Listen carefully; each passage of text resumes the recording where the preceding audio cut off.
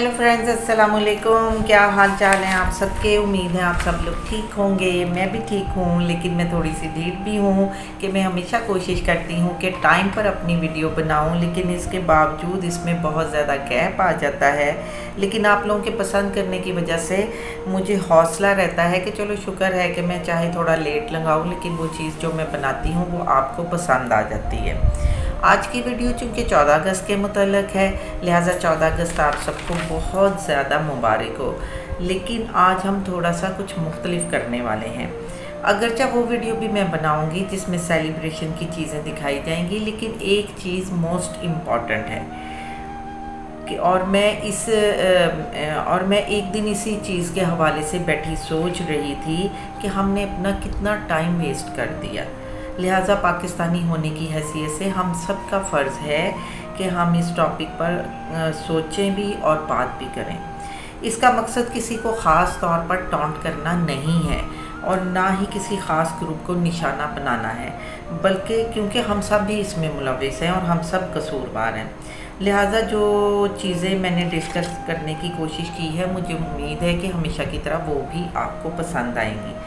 जो मुझे समझ आया वो मैंने आपको बताने की कोशिश कर रही हूँ, और मेरी ये भी ख्वाहिश है कि पॉजिटिव पॉइंट ऑफ व्यू में कैच किया जाए, ना कि इसको किसी गलत चीज़ की तरफ ले जाया जाए। मैंने जो अपना पहला हिस्सा इस सिलसिले में रखा है उसे भूली बिसरी कहानी का नाम दिया है कि एक भूली बिसरी कहानी है जो हमने आपको सुनानी है। बर्रे सगीर की सरजमीन है जिसमें छोटी बड़ी मुख्तलिफ कौमें आबाद हैं, मगर इनमें सिख, हिंदू और मुसलमान सबसे आगे यानी अक्सरियत में हैं।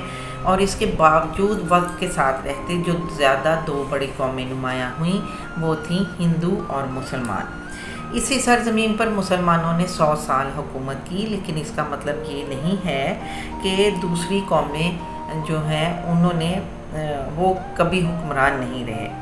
कहने को बेशुमार हुकूमतें थीं जिसमें ये एक अलग बहस है, लेकिन क्योंकि ये भी हमारा पॉइंट ऑफ व्यू नहीं है कि किस किस की हुकूमत थी, लिहाजा इसके लिए हम आगे बढ़ते हैं। इस वक्त हिंदुस्तान एक मुश्तरका मुआशरा रहा। इस दौर में गंगा जमुना तहजीब, मुश्तरका ज़ुबान, मेल जोल और भाईचारे की बेमिसाल रवायात भी मौजूद थी। दोनों मज़हब के लोग एक ही गली, मोहल्ले और बाज़ार में रहते थे। मुसलमान ईदों पर हिंदू दोस्तों को शरीक करते और हिंदू अपने त्योहारों में जैसे कि होली और दिवाली हुई तो मुसलमान हमसायों का ख्याल रखते थे। उर्दू ज़ुबान सबसे बड़ी हकीकत थी। हिंदू और मुसलमान और बाकी कौमें दोनों के शोरा, अदीब और दानिश्वर इस ज़ुबान को परवान चढ़ाते और कारोबार और पेशे साझे थे। कारीगर, किसान और ताजर मिलकर मुआशी निज़ाम चलाते थे। सूफ़ी बुज़ुर्गों और भक्ति संतों के कलाम अवामी सतह पर रवादारी और मोहब्बत का दर्स देते थे। लाहौर, कराची और पेशावर यानी उस वक़्त भी ये ख़ित्ता मौजूद था, और इन इलाक़ों में मुसलमान, हिंदू और सिख और दूसरी कौमें एक दूसरे के हमसाए थे। कारोबार मुश्तरका, त्यौहार मुश्तरका, लोकल ज़ुबान मुश्तरका, कल्चर मुश्तरका, पर फिर भी एक बात थी जो कहीं खटकती थी। घर के अंदर तक मुसलमान चले भी जाते, मगर किचन में जाने का तस्वुर ही नहीं था, क्योंकि मुसलमान अछूत थे। हाँ, मुश्तरका माशरा रहा, मगर ये चीज़ें खटकती रहीं। ऐसे ही पुरसकून तरीके से हिंदुस्तानी माशरा अपनी अपनी धुन में मस्त धीरे धीरे आगे बढ़ रहा था कि 19वीं सदी में फिर अंग्रेज़ आए तजारत के बहाने। जब ये दो भाई साथ तो हों, मगर मुआशरती तौर पर इनमें एक वाज़िया लकीर खींची हुई हो, तो कोई तीसरा उसका फ़ायदा उठा लेता है। बिल्कुल ऐसा ही यहाँ भी हुआ। इस मुआशरती निज़ाम को तोड़ना कुछ मुश्किल नहीं था, क्योंकि घर की दीवारों में तो छेद ही छेद थे। लिहाजा उन्होंने इस मुश्तरका निज़ाम को इस पॉलिसी से तोड़ा कि तकसीम करो और हुकूमत करो, और इन्हें इस कमज़ोर निज़ाम को तोड़ने में कोई ज़्यादा मेहनत नहीं करनी पड़ी, अंदर की कमज़ोरियों की वजह से, क्योंकि एक भाई अपने मफादात के लिए दुश्मन से हाथ मिलाने को फ़ख्र समझता था, और इसी दिन से इस दो कौमी नज़रिए की बुनियाद पड़ चुकी थी, जो कि पहले सिर्फ दूर दूर से दिखाई देता था। अगरचे मुश्तरका सकाफ़त और मेल जोल था, लेकिन मजहबी बुनियादों पर छूत छात का तस्वुर मौजूद था, क्योंकि हिंदुओं का अपने निचले तबकात से सलूक भी मौजूद था कि वो कास्ट के चक्कर में रहते थे, और मुसलमानों के साथ जहाँ तक बात थी तो ये रवैया मजहबी तासुब या अलग समाजी अमूर पर मुश्तमिल था। दिलत वाला निज़ाम मुसलमानों पर लागू नहीं होता था, अलबत्ता खाने पीने और पानी के बर्तनों में परहेज़ और दूरी रखी जाती थी, और इस ऊंची ज़ात के हिंदू मुसलमानों का बनाया हुआ खाना और पानी नहीं पीते थे। शादी ब्याह या दीगर तकरीबात में भी अलग बर्तन और अलग इंतज़ामात किए जाते थे।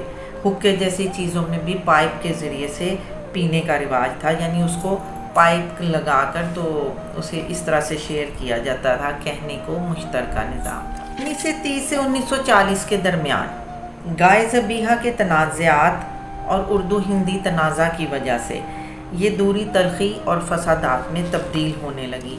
हालांकि तहरीक खिलाफत और तहरीक आज़ादी के दौरान कई मौक़ा पर हिंदू और मुसलमान एक प्लेटफार्म पर थे, और उन्होंने इस किस्म की छोटी छोटी जंगें एक दूसरे के साथ मिलकर लड़ी थी, जिनमें बज़ाहिर कोई दमखम नहीं था। हाँ, अब बताइए कैसी लगी मेरी ये कहानी। यहाँ तक ये कहानी बिल्कुल इस मीठी छुरी की तरह है जो वक्फे से आपकी गर्दन पर फेरी जाए और एहसास दिलाया जाए कि तुम्हें जीने का कोई हक नहीं। मजहबी बुनियाद पर दो कौमी नज़रिया इब्तदा ही से मौजूद था, लेकिन कभी इसे अपना पहले महसूस नहीं किया गया, क्योंकि दिलों में कोई मैल नहीं था।